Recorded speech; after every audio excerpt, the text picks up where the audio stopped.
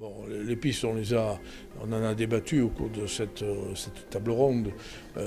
D'une part, c'est de se mobiliser, de proposer aux autorités un plan d'action ou des plans d'action. Et pour cela, nous allons rencontrer Monsieur le Préfet. Nous exposerons nos propositions à partir du cahier que nous avons travaillé cet après-midi. Je ne vous dis pas que nous avons apporté des solutions à tout ou la pierre philosophale, mais nous avons une réflexion qui a été menée, nous le remettrons et nous allons travailler sur l'avenir. Mais ça sera très long, il ne faut pas s'imaginer qu'à un coup de baguette magique, tout va être repris, tout va être fait. Il y a des procédures juridiques, il y a des expertises. Je pense qu'il y en a pour le moment quand même.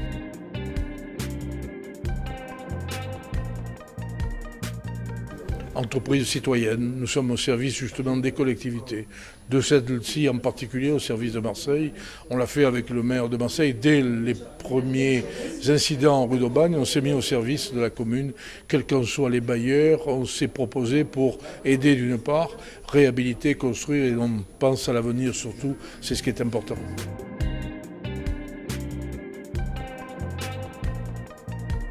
Bon, bien sûr, c'est l'élément révélateur.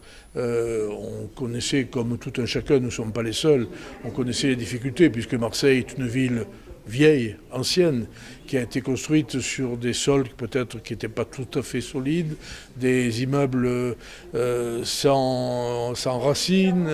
Donc bien sûr, nous pouvons penser qu'il allait y avoir tôt ou tard, mais c'est facile à dire après. Nous avons travaillé, nos anciens ont travaillé, et nous travaillons pour l'avenir. On anticipe, on va aider, on va essayer de construire, on va développer avec les difficultés que nous connaissons.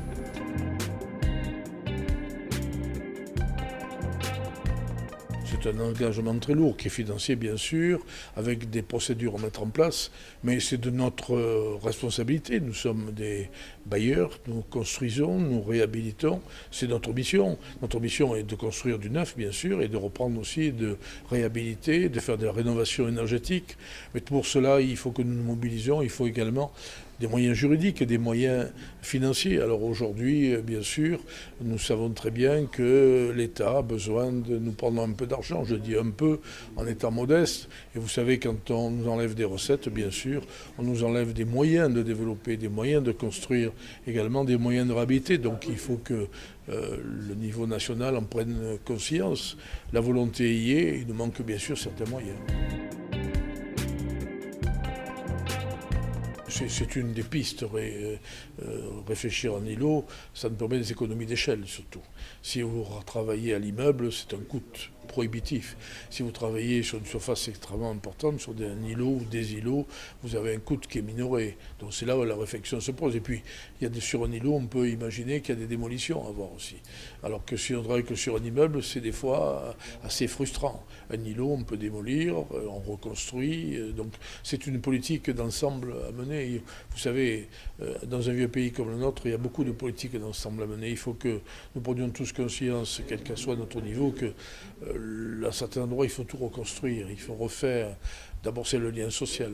N'oublions pas que la ville, c'est le lien social. Une ville qui est désorganisée, c'est le lien qui, lui aussi, est rompu. Donc nous travaillons pour du lien social.